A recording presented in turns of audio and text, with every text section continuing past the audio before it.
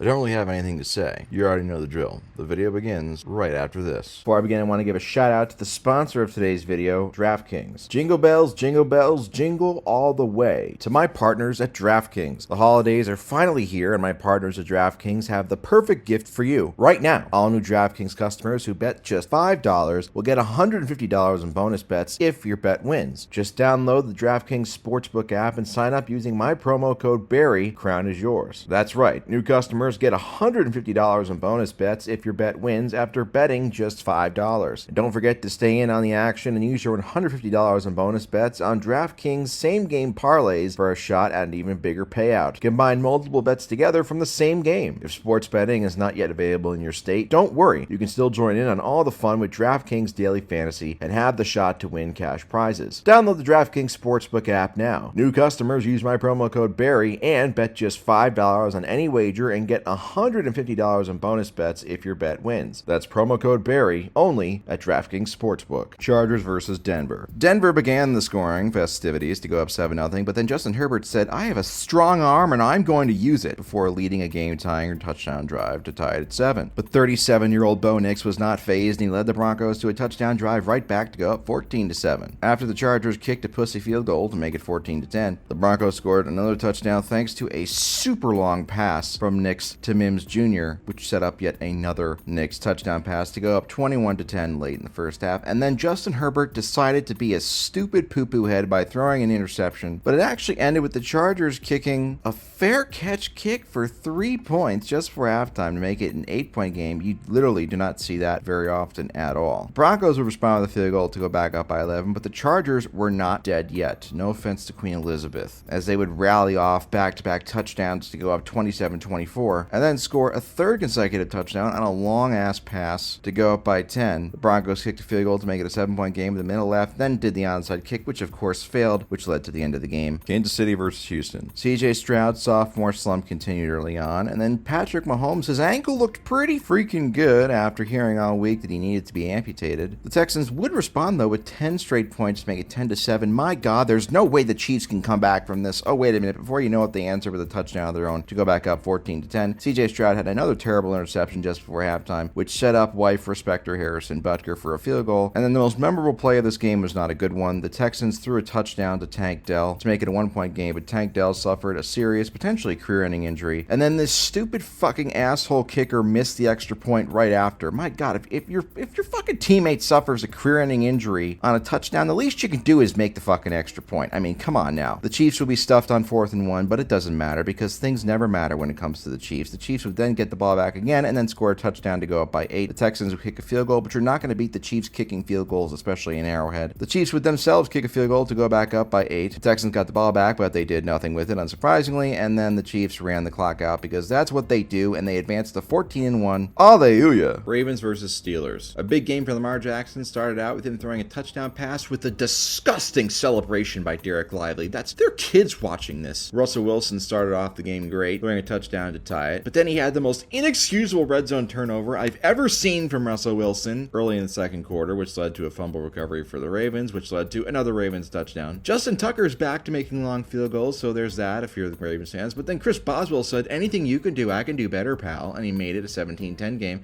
Then Russell Wilson threw a touchdown to big old Cordero Patterson. Seriously, look at how thick he is compared to what he used to be. Wow, he's been eating good. It was a 17-17 game, and then Lamar did not blink, leading the Ravens back down the field for another touchdown to go up 24-17, and it looked as though this would be another Steelers-Ravens game that went down to the wire, but instead it ended up not meaning that. Lamar did throw a red zone interception, but it was immediately canceled out by Russell Wilson throwing the most inexcusable interception of his career. God, I can't even think of a close second. And then there's Marlon Humphrey taunting the opponent. My God, my son saw this, and now my son's dealing drugs. Thanks a lot, Marvin Humphrey, or Marlon Humphrey, whatever your name is. I'm writing you down, and I'm calling the police. The Ravens would then add an extra field goal to win 34-17 just for shits and giggles. Atlanta versus the Giants. Normally, when somebody whips out their Penix during the winter months, the Penix tends to shrink. Well, on this day, that wasn't the case, as the Falcons won pretty handily. They benefited from 2 pick sixes. When I say they, I really mean the offense, and Michael Penix benefited from 2 pick sixes thrown by Drew Lock. Gee, you know what other quarterback benefited from 2 pick sixes in his first career start? God, I can't even imagine it. And then Kyle Pitts also had one of the most hilarious interceptions ever. He's such a fucking bust. bust, dude. I'm sick of people making excuses for him, but you just know next season, during preseason, people are going to be going right back to making bail for him. It's disgusting. This game was never really close after the second quarter. The Giants are in line to get first overall pick, but who really cares about the Giants? They're irrelevant. Again, they're the Florida Marlins of the NFL. The Rams versus the Jets. Hey, look, Aaron Rodgers doing something well. Oh my God. Oh, it's only the first quarter, so of course he's probably going to fall off as the game goes along, and that's exactly what happened. The Jets once again no-showed. Rodgers had a couple bad throws, a lot of sustained drives, but not a lot of points. And in football, you win games with points, and then in the fourth quarter, Rodgers had a strip sack. This is why he's not the GOAT. I'm sorry, he just isn't consistent enough in clutch time against teams not named the Bears or the Cowboys. Matthew Crapford then found Tyler Higbee, who's a real American, just look up his quotes in the past, to go up by 7. Rodgers with a chance to respond in the clutch. It was incomplete as you would expect. The Rams went up by 10 with the field goal, and then the Jets, of course, their field goal team fucked them out of 4 points in this game. Not that it mattered. Oh yeah, and by the way, the special teams, the other side of special teams also fucked the Jets at the end with the muffed punt, which officially ended the game. Unlike 2001, I think a lot of people are asking for the Jets to be blown up. If you understand what I'm saying to you. Indianapolis versus Tennessee. The game started out with Mason Rudolph actually throwing a nice touchdown pass to responsible gambler Calvin Ridley, and then Big Tony threw a terrible interception, and it looked like Tennessee might have a blowout on their hands in a good way, but that was not the case. They missed a field goal, and then the Colts ripped off 38 consecutive points. Jonathan Taylor had a throwback performance, and it's looked as if this would be a forgettable blowout that every single person who was there would never talk about to any of their family or friends ever again. But believe it or not, the Titans, who were 3-11 and have nothing to play for, actually showed some fight as they responded with a couple touchdowns in back of their own, and they even got the game to within 8 points, which set them up with one last Hail Mary attempt, which was so, you just gotta admire Mason Rudolph's effort on this one. I mean, my goodness, just they went down swinging there. The Colts win 38-30. The Titans remain irrelevant, and the Colts also kind of remain irrelevant, but at least they have still, I guess, a chance of making the playoffs, but neither of these teams are going to do anything, and we all know it. Cincinnati versus Cleveland. When you're 3-11, you do shit like fumbling on the 1-yard line and give up touchdowns to quarterbacks who are throwing from their ball sack. The Bengals missed a field goal, but it didn't even matter. Joe Burrow would throw a touchdown to make it 14-0, and then the Bengals would make a 59-yard field goal attempt because that's what the Bengals do in meaningless games. They succeed. Finally, the Cleveland Browns would get on the board. I gotta tell you, Dorian Thompson-Robinson has to be one of the worst quarterbacks of all time. Yes, he's even worse than Deshaun Watson post-rape allegations. It's very, very sad, but hey, at least he's not a rapist to our knowledge, which is really what matters. And also, Jamar Chase scored a touchdown at the very end. He's the best receiver in the NFL. I'm sorry, Justin Jefferson fans, but it's true. So congrats to the Bengals for winning, I guess. Lions versus Bears. There were no Tigers in this game, but it didn't really matter because the Lions did what they should have done, which was go into Chicago and defeat a terrible Bears team. The Bears certainly obliged by fumbling a couple times. Jameson Williams, another responsible gambler, just like Calvin Ridley, had one of the best games of his career, showing off his speed to put the Lions up by 20, but the Bears would not go quietly into that good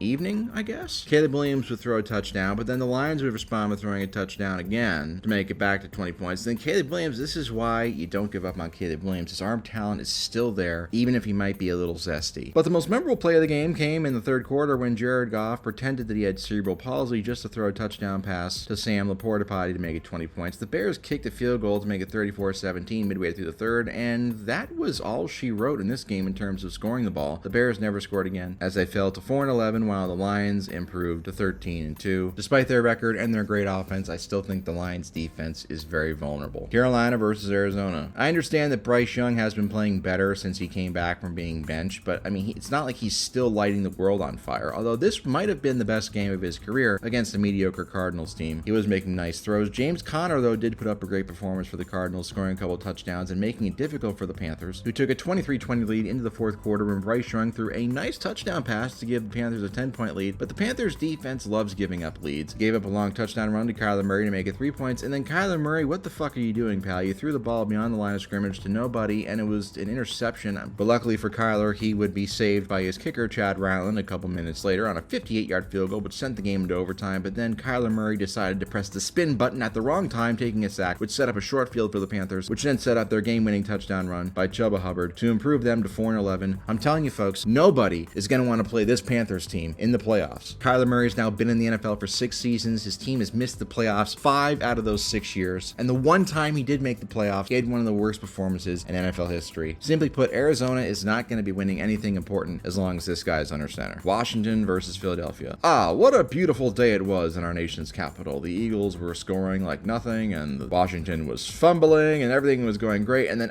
what? Jalen Hurts got a concussion? Are you serious? Okay, Kenny Pickett started off well, throwing a touchdown to A.J. Brown, but that was about it. Oh, congratulations, Kenny Pickett. Your small, tiny hands can hand the ball off to Saquon Barkley and watch him run for another long touchdown. That put the Eagles up by 14, but that was only temporary because on this day, it was somewhat weird. The Eagles forced a bunch of turnovers, but they couldn't do anything with them because their quarterback sucks, and so Washington was able to hang around in the game. Jake Elliott missed a 50-yard field goal right before halftime, which would come in handy later on following a Jaden Daniels interception. After going up 10 and recovering a fumble, instead of getting a touchdown, the Eagles would, you guessed it, have to settle for more field goals while Washington got touchdowns. Before you know it, between Kenny Pickett and not having Jalen Hurts and the defense, the Commanders would take a 28-27 lead, but oh, wait a minute, the Eagles got a field goal, so everything's okay, I guess, right? Wrong. Oh, wait a minute, no, the Eagles would force an interception. That means, that must mean they're going to score a touchdown, right? Especially with short field position. Oh, no, Devonta Smith completely cost the Eagles the first seed right here with a wide open drop. This Devonta Smith drop and the Saquon Barkley drop versus Atlanta early in the season is the only thing stopping the Eagles from being 14-1 and in control of being in the 1 seed right now. I'm not mad about it at all. So anyway, so the Eagles had to settle for another field goal, as you might have guessed, and it set up the most predictable ending of all time, which was Jaden Daniels throwing a game-winning touchdown with 6 seconds left. Again, congratulations to all 25 Commanders fans out there. You were able to defeat the Eagles with their backup quarterback. Really a monumental moment for you guys, assholes. Minnesota versus Seattle.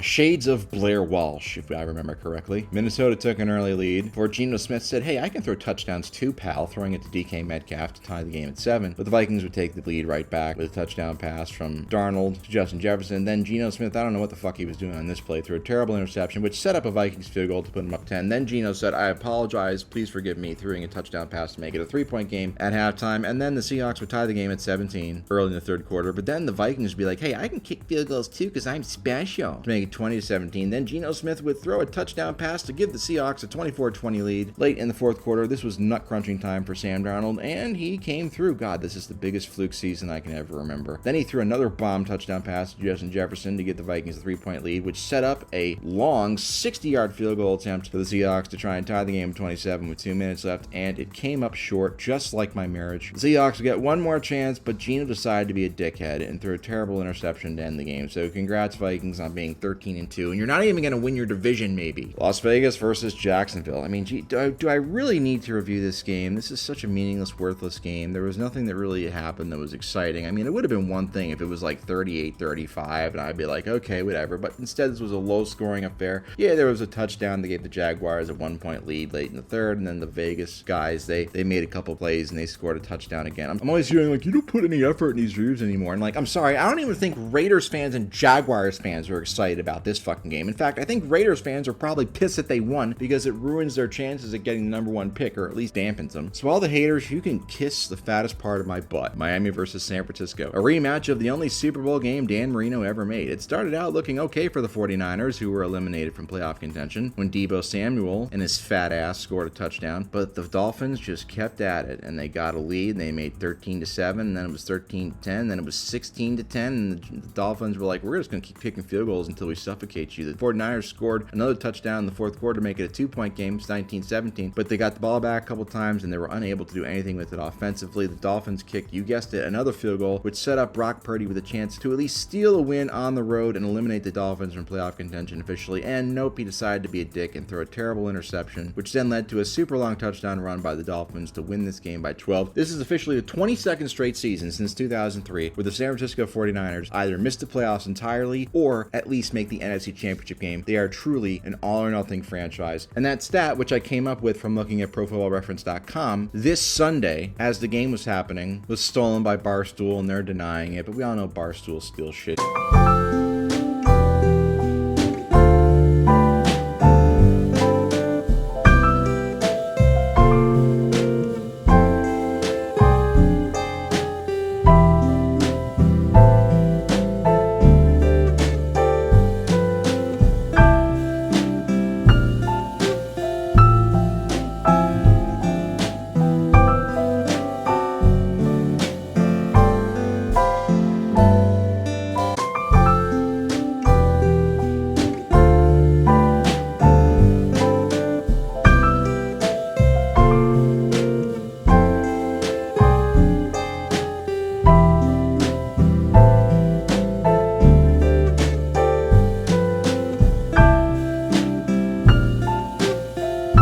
versus Patriots. Look, I understand Josh Allen's had an MVP season, but this was not a great argument for him. Drake May had a couple amazing throws in this game. I think Drake May, my instincts tell me that he is a stud, and he will be a stud, despite whatever the stats may say. He helped the Patriots get an early 14-0 lead, but then the Patriots kind of became the Patriots of new, and the Bills said, hey, wait a minute, we're supposed to beat these guys by like 20, and so they woke up. Josh Allen threw an arm punt as described by some Twitter accounts. Then he threw a touchdown, which tied it at 14. The Patriots fumbled, the Bills kicked a field goal, and then Drake May had a rookie mistake throwing an interception in the end zone. But the biggest mistake of the day by the Patriots was a backwards lateral right near the... I mean, why would you even call this fucking play? Seriously. And it ended up being recovered for a touchdown by the Bills. But May still had a couple... He really does remind me of a younger Josh Allen. Maybe he won't be as good as Josh Allen is, but he does kind of remind me of him. Anyway, with a 3-point lead, the Bills decided to end the game with a giant orgy around the 30-yard line, which I actually support. I think there need to be more orgies on NFL fields. This is really the Bills franchise, the Buffalo Bills franchise. They are really at the forefront at a lot of sexual advancements, like throwing dildos on the field. Remember that? So props to the Bills for being so sexually progressive and winning this game. Dallas versus Tampa Bay. Brandon Albury kicked off the festivities. Get it? Kicked off because of a field goal. I'm so fucking funny. Cooper Rush. We have to have a discussion about Cooper Rush outplaying Dak Prescott. It's getting pretty spooky. Anyway, Baker Mayfield again had some nice throws in this game. Bucky Irving, which sounds like a white cowboy, scored a touchdown for Tampa. Then Brandon Albury kicked another field goal, mate. And then Brandon Rush set up another Cowboys touchdown to give the Cowboys an early 20-7 lead. Baker Mayfield said, hey, look, pal, I'm not afraid of the campus cops. I'm not afraid of you. If you get that reference, congratulations. As he threw a nice touchdown pass to make it a 6-point game. But then our good old friend Brandon Albury kicked a long field goal again to make it a 9-point game at halftime. And then it turned into a 12-point game before the Buccaneers kicked a field goal to make it a 9-point game. Then Baker Mayfield decided to do a manly arm punt, which got intercepted, which should have been a touchdown, really. His receiver was just a pussy on this play. Buccaneers got the ball back, though, and Baker threw a touchdown to make it a 2-point game, and the Buccaneers would get the ball back again with 1:36 left. Baker made a great play to extend the play, but Rachaad White was just being a bitch again and sold the game for Baker, fumbling the ball away and fumbling the win away for the Buccaneers. Congratulations to Todd Bowles and Mike McCarthy for ending racism with the SUG. Saints versus Packers. My God, what a competitive game this was. It started out with the Packers touchdown to go 7-0, and then Packers got the ball back, and then they scored another touchdown to make it 14-0, and then the Packers got the ball back again, and then guess what? They scored another touchdown to make it 21-0. My God, this is so thrilling and entertaining. And then Spencer Rattler showed his toughness here by taking a hit and fumbling the ball away. It didn't lead to any points, though, but this led to points. Brandon McManus, airport stewardess respecter, making a 55-yarder. Then Spencer Rattler decided to throw an interception. It's the season of giving, after all, so congratulations to Spencer. This shows class act. Then McManus hit another field goal to go up 27-0. I mean, folks, I don't know what you want me to say about this game. The Packers then capped it off with another touchdown run with a Madden-generated player. Packers have 11 wins, and they're third in their division. Even Matt LaFleur is turned on by the Riz's manly chest. That's what I'm talking about, baby.